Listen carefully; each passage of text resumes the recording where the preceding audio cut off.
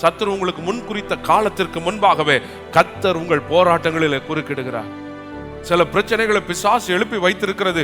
ஒரு தேதியை திட்டமிட்டு, ஒரு நேரத்தை குறித்து, இந்த நாளுக்கு முன்பாக இவனுடைய வாழ்க்கையை தகர்க்க வேண்டும், இவளுடைய வாழ்க்கையை தகர்க்க வேண்டும் என்று சொல்லி திட்டமிட்டு வைத்திருக்கிறார். ஆனால் கர்த்தர் சொல்லுகிறார், அவன் தீர்மானித்த நாளுக்கு முன்பாக என் கரம் உன்மேல் அசைவாடும், உன் சிறை இருப்புகள் நீங்கும் என்று கர்த்தர் வாக்கு பண்ணுகிறார்.